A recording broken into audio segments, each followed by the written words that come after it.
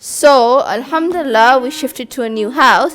So both our parents came, and alhamdulillah, thanks to my mum and dad, thanks to her mum and dad, they all gave us, little gifts here and there. And then my grandmother also gave some money to us, and then we got a handsome, alhamdulillah, bonus from Islamic Pulse. So jazakallah to everybody, and jazakallah to the directors at Islamic Pulse as well for giving us this opportunity. Anyway, So we got a new house basically. yeah, so we Then were able story. to afford a house. But before we talk about our new house, we just want to say that our experience in Shahrek Mahdiya was really good. I think we have Alhamdulillah. some really fond memories there. Whenever we go It was our back, first house it's together. first house together, like our beginning of our life. It was really nice, and then everything was so like there were all students around. Now it's like in the middle of more the city, so we're amongst like other Iranians. and stuff. Iranians. But back in Shahrek Mahdiya, the cool thing about it was we started off with virtually nothing. And we just want to give a quick recap of our journey so far. The golden rule of the Quran, one of the golden rules, is that if you're thankful, Allah always gives you more. And now that we've gone through this, I feel like we've practically felt it. Alhamdulillah. It's true. There's a reality behind all of these things. It's not just something your parents tell you. It's not just something that the Maulana tells you. It's a reality.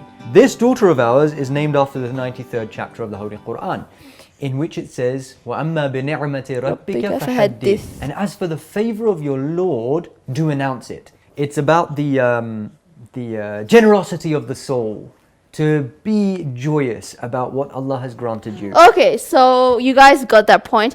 Okay, so we decided, okay, we're going in the morning, and it was quite hot, but we had to do it. We had to search for houses.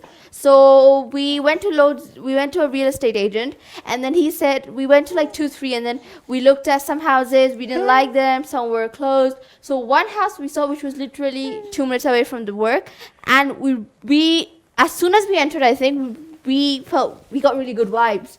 We felt it's nice, We're getting a house here, and he's setting up the paperwork of to buy a house, inshallah. Yes. Now, if you want to buy a house in Qom, well, rent a house inside Qom, what you need to do is get yourself into the city and find a bonga. Yeah, she likes that word. A bonga is basically an estate agent. So this is the area. So basically, alhamdulillah, we got the house, and we're giving him the money now. And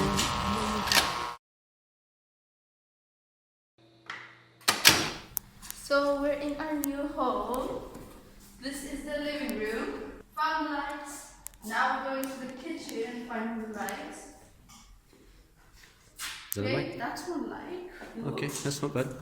Well, the first time we saw it, we thought, wow, this is really big and nice. When we went inside and for the first day, when we started shifting, oh my God, we were like, have we made the right decision? Yeah. Yeah, go for it. This is for the water. It's broken. We'll fix it, inshallah. Okay. Huh? Yeah, I did. This light needs to be fixed. So the- it's one hall, one bedroom. We tried to look for 2-bedroom, but we were like not that much in our budget. We just didn't find a good 2-bedroom. We had to shift quickly because it was getting really hot, and then the baby would trouble us. We were like, we're not taking long. We're not going to take like. And of course, it was in the middle of the month of Ramadan. Syeda, explain what we're doing, where we are. We're having iftar, and there's iftari at our fast food place Obama, and we have to wait until the adhan happens, and then they let us know to go and have the iftar. So when the adhan happens, everybody starts getting up.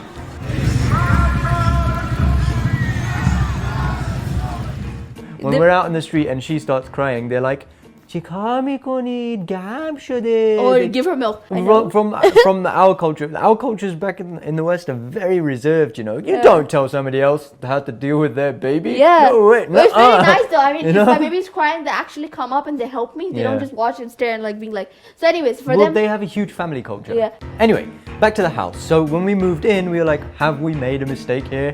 Because it was cockroach infested. We don't know how we're gonna set it all up. As you can see, this mess. And yes, Muzaffer is getting the cupboards in our house, and it is really heavy. I hate hate cockroaches. Hate them. Yeah, and I saw a lizard the other day. Benjamin Netanyahu and cockroaches. Why did God create that? Why did Astaghfirullah. God create you? True, true. Oh, that reminds me of a beautiful story which said, I'm going to have to stop you for a moment. I have to tell you this story. No. There is a hadith that Musa alayhi salam, obviously he's kalam Allah, he used to speak to Allah.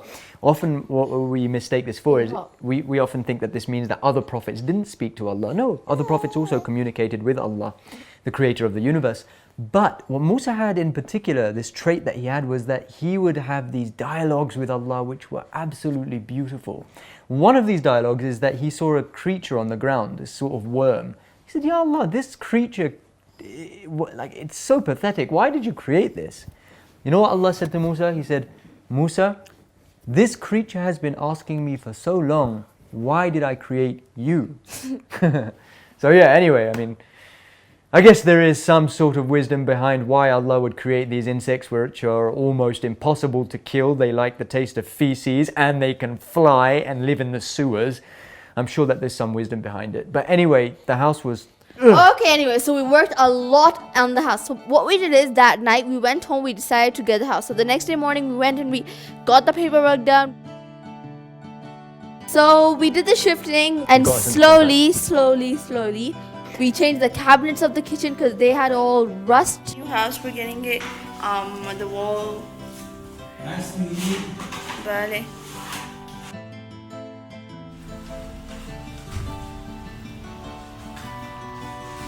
Yeah, so... We had the budget of 2.5 million.